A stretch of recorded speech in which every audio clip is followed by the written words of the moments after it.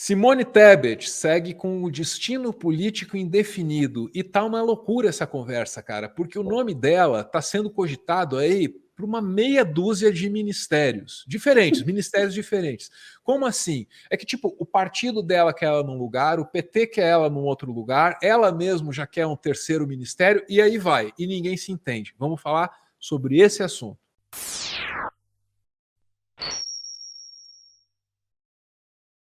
Muito bem, Simone Tebet em várias manchetes, porque o destino dela no governo Lula está em aberto. Ninguém sabe exatamente o que acontecerá com Simone Tebet. Tenho aqui algumas informações que eu quero compartilhar com vocês, começando pela coluna da Andréa Sadi, lá no G1, e ela nos diz que o MDB está dizendo para o Lula que a Tebet é o nome do partido e fortalece a senadora pro Ministério do Desenvolvimento Social.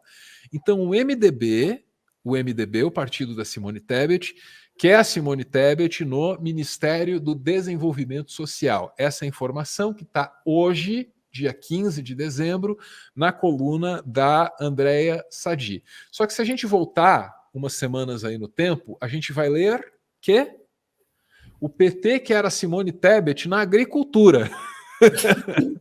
Só que a senadora prefere o Ministério da Educação. Simone não condicionou seu apoio ao Lula a cargos, mas pediu que, se eleito, ele adotasse algumas propostas na área social, como a criação de uma poupança lá de R$ 5.000 para o jovem que conclui o ensino médio. Essa é a ideia, né, que ela apresentou durante a campanha. 5 conto, 5K para o jovem que se forma no ensino médio. Serve como um incentivo para a conclusão dos estudos e serve também como uma ajuda, como um subsídio para um momento assim crítico, né? Quando a gente está começando a vida, quando a gente mais precisa do impulso. Então a ideia dela realmente não me parece ruim. Fica aí para você pensar a respeito da proposta da Simone Tebet. Temos mais informações a respeito disso? Temos, porque há semanas atrás nós leríamos Simone Tebet quer o Ministério da Educação. E agora a gente está lendo o quê? A Tebet está dizendo para aliados que só aceita entrar no governo Lula se for para comandar o desenvolvimento social.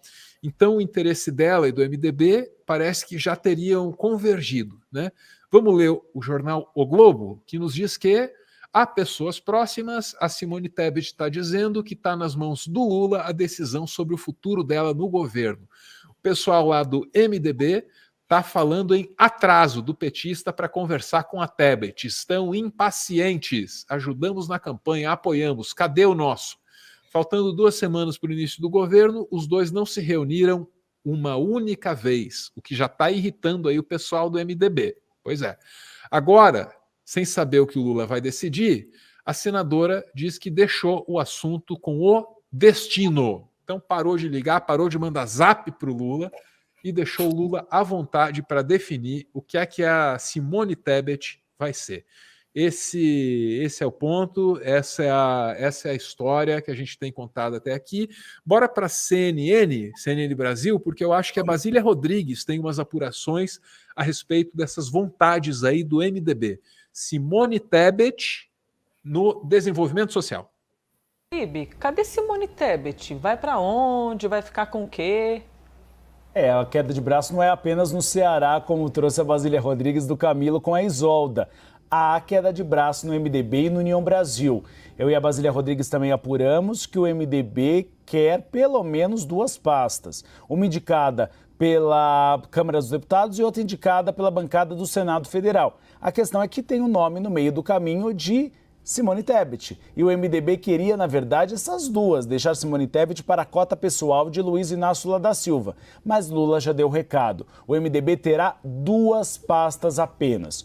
Ontem houve um jantar aqui na capital federal, na casa de Onísio Oliveira, deputado federal eleito, que foi presidente do Senado Federal. Não se chegou a um acordo. O MDB deve se reunir hoje e amanhã para tentar sair dessa sinuca de bico. Haverá mais de um ministério, Simone Tebet será a indicação do Senado Federal, a Câmara dos Deputados terá outro nome ou não. E as pastas, o MDB quer principalmente Minas de Energia e Desenvolvimento, Integração Nacional, que é o atual desenvolvimento regional. Pô, essas duas aí são da hora, hein? Minas Energia, Ninguém quer pouca coisa, não. equipamento de infraestrutura aí elétrica. Opa. Rapaz, mas Petrobras e tal, vários contratos caros, né? Desenvolvimento regional, então, rapaz, construir ponte, abrir estrada, da hora, com os orçamentos maneiros.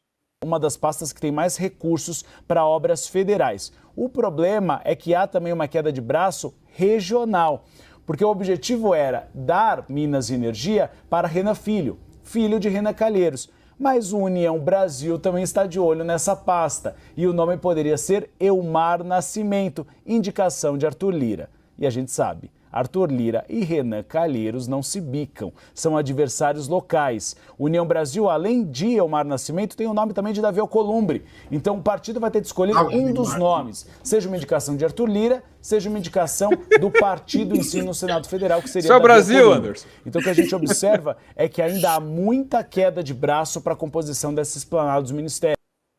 Muito bem. Isso é o Brasil de volta ao normal, esse tipo de composição maluca que a gente vê num governo Lula, né?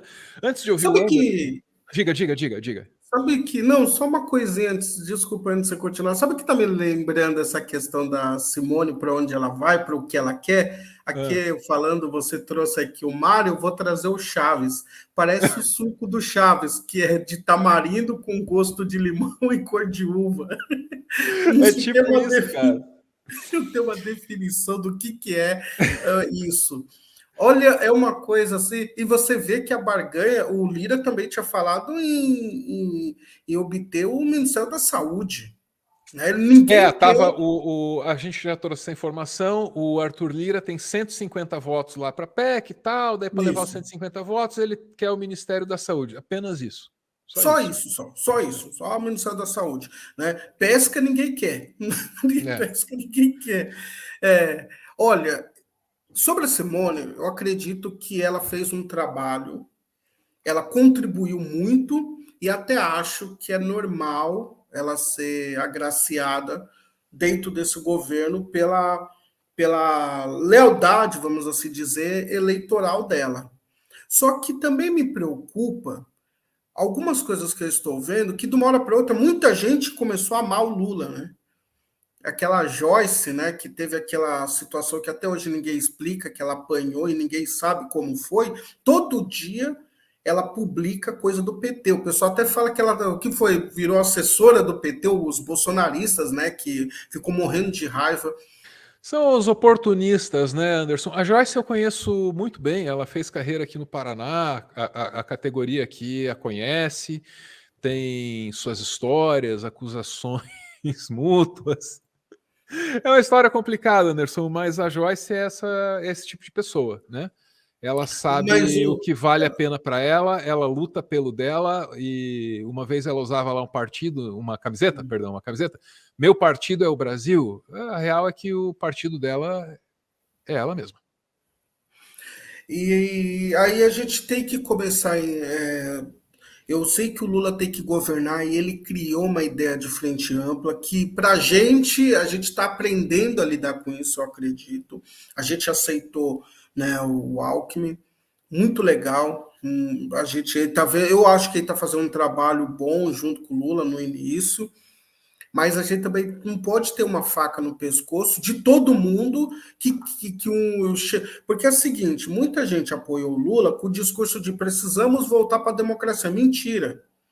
Que apoiou o Lula porque ele era o que estava na frente, e agora eu vejo o Kassab falar, você vê a Columbre, você vê então e os espaços populares têm que ser preservados, Álvaro. Acho que a questão aqui é essa.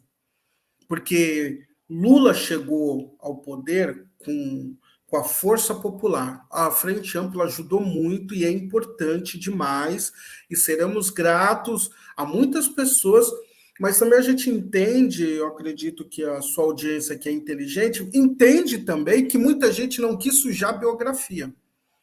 Chegou uma hora que ser ligado ao nome de Jair Messias Bolsonaro já não era bom.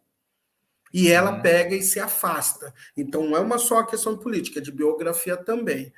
Então, a gente tem que entender o cenário inteiro. Acho que o PT precisa, eu sei que tudo, o Brasil sempre foi assim, troca a roda com o carro andando, mas o Lula precisava, dar uns dias assim, depois da posse, dar uma recuada para pensar por uma lupa, olhar o cenário macro, porque eu tenho muito medo da decisão de cargo hoje nos levar amanhã para essa pessoa trazer um problema em uma dessas pastas, só que se trouxer um problema numa pasta, não vai ser o João ou a Maria, vai ser o governo do PT. Né? E a gente tem que aprender com os erros que levaram o Lula a ficar 580 dias preso. Né? A gente tem que nos fortalecer e as bases populares e democráticas têm que estar no governo com destaque. Por mais que eu entenda que a Simone tem que ter o seu lugar, tem que ter sim, é correto, algumas pessoas que contribuíram, mas não dá para a gente dar a cabeceira da mesa para pessoas que um dia puseram a faca no nosso pescoço e contribuíram para 700 mil mortes quase do Brasil. Porque se o Bolsonaro, a gente tem sempre que lembrar, se Bolsonaro ficou o tempo que ficou, é porque ele foi apoiado por muito tempo e foi levado por esses muitos que hoje se dizem contrários a ele. Né? Então, a gente tem que sempre lembrar de algumas pessoas e isso vem nessa transição. Eu já estou vendo pessoas aumentar o tom da voz como se fosse do governo, que não deveriam nem ser citadas. E isso é um problema. E pessoas do campo popular, por exemplo, a nossa querida Margarete Menezes teve a questão aí, né? Eu sei que a gente pode lidar, vai sempre ter um nome ou outro, mas essa questão dela parece ter escolhido o Zulu e não pôde, e daí teve que aceitar outro, isso tudo a gente tem que já pensar agora para lá na frente a gente não ter que ficar novamente ter que voltar às ruas e usar as nossas plataformas de mídia para defender a democracia de novo.